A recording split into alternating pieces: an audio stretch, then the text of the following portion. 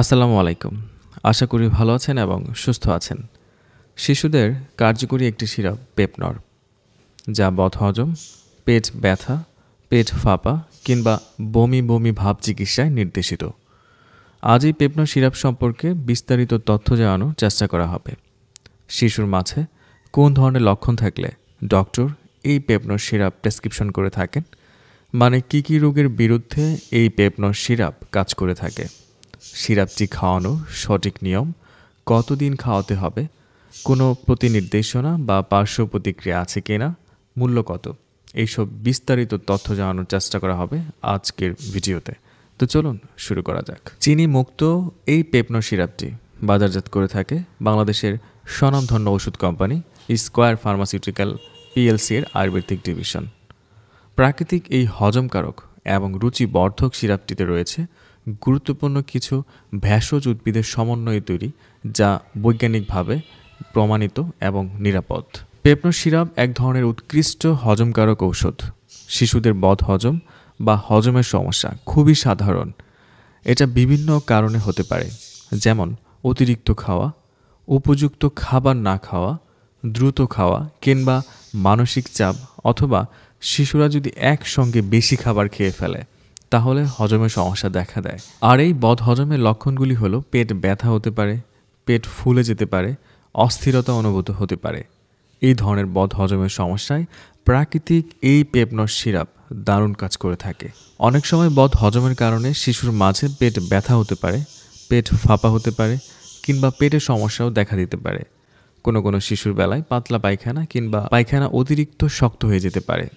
এই ধরনের পেটের সমস্যা চিকিৎসাতে এই পেপনর সিরাপ ডক্টর সাজেস্ট করতে পারেন। আবার অনেক সময় শিশুদের মাঝে বমি বমি ভাব কিংবা বমি হতে দেখা যায়।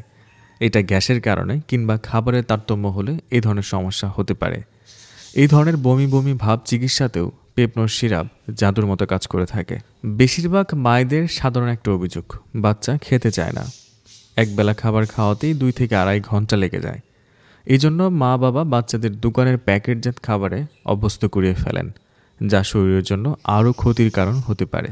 এই ধরনের শিশুদের ক্ষেত্রে অরুচি চিকিৎসায় রুচি বাড়ানোর জন্য এই সিরাপটি দেওয়া হয়ে থাকে।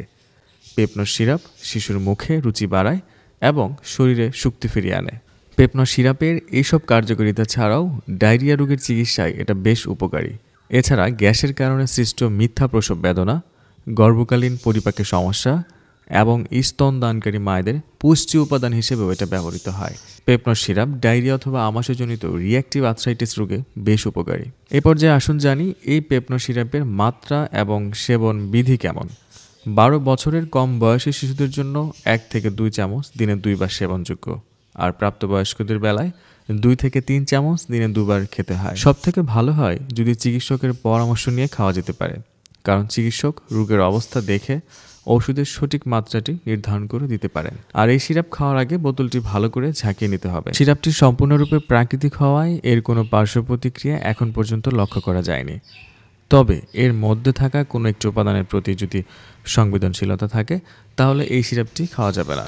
এছাড়া যাদের জন্ডিস আছে কিংবা পিত্তথলিতে পাথর আছে তাদের বেলায় এই সিরাপটি প্রতিনির্দেশিত। গর্ভাবস্থায় এবং স্তনদানকালে পেপনর সিরাপ কোনো সমস্যার সৃষ্টি করে বলে এমন কোনো তথ্য এখন পর্যন্ত পাওয়া যায়নি। তবে ওয়ারফেরিন এবং অ্যাসপিরিন ওষুধের সাথে এই সিরাপ ব্যবহার করা উচিত নয়। পেপনর সিরাপ 2টি আকারে পাওয়া যায়, 100 মিলি এবং 200 মিলি বোতলে। 100 মিলি এই বোতলের সিরাপের মূল্য 100 টাকা মাত্র। কেনার আগে মেয়াদ উত্তীর্ণ তারিখ দেখে ক্রয় করবেন এবং সকল ওষুধপত্র শিশুদের নাগালের বাইরে রাখবেন। পেপনর আয়ুর্বেদিক ওষুধ সম্পর্কে আজকে ছিল এই পর্যন্তই। এই সিরাপ সম্পর্কে আপনার আরও যদি কোনো প্রশ্ন থাকে বা কোনো মতামত থাকে অবশ্যই কমেন্টস করে জানাবেন। আপনার মতামতের যথাযথ রিপ্লাই দেওয়ার চেষ্টা করা হবে। আগামীতে আবার দেখা হবে।